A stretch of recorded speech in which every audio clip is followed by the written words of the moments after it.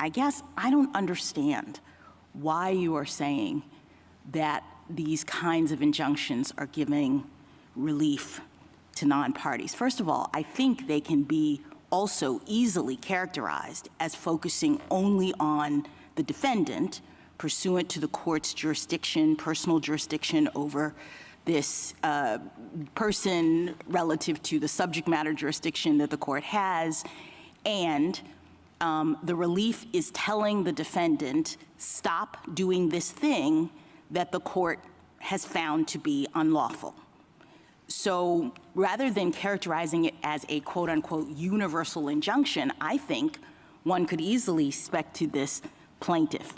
Am I like, I don't understand where this idea of universal injunctions comes from in this context. I think the relevant distinction is an order. That order is, in this case, the government defendant to cease allegedly unlawful activity as to the parties who have come into court and sued, and one that says to the government defendant, cease the allegedly lawful activity against everyone in the entire world. No, just cease it. Just stop. This thing, this executive order, I mean, we do this in the APA context all the time, right? The statute says you hold that you set aside the conduct, right? That it's unlawful.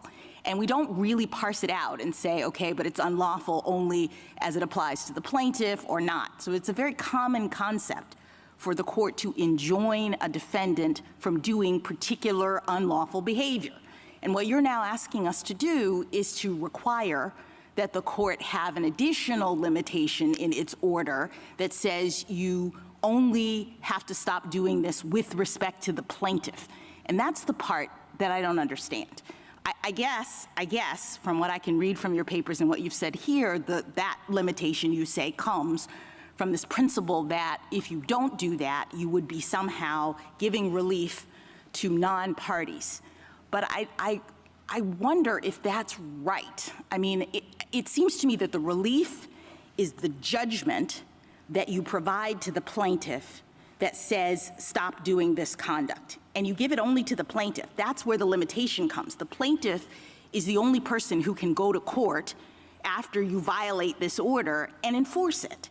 Other people are incidental beneficiaries of a court ordering you to follow the law. I mean, that's like everyone in the world.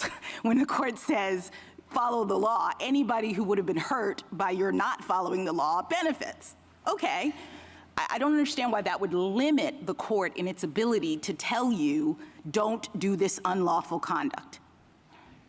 Let me just turn your attention to one other thing, because the real concern, I think, is that your argument seems to turn our justice system, in my view at least, into a catch-me-if-you-can kind of regime from the standpoint of the executive, where everybody has to have a lawyer and file a lawsuit in order for the government to stop violating people's rights. Justice Kagan says, let's assume, for the purpose of this, that you're wrong about the merits, that the government is not allowed to do this under the Constitution, and yet it seems to me that your argument says we get to keep on doing it until everyone who is potentially harmed by it figures out how to file a lawsuit, hire a lawyer, et cetera. And I don't understand how that is remotely consistent with the rule of law. You know, a system, and I appreciate that you go back to English common law and the Chancery Court, but they had a different system.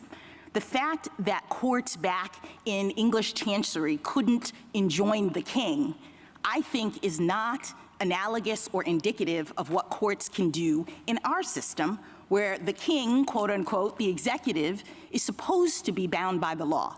And the court has the power to say what the law is.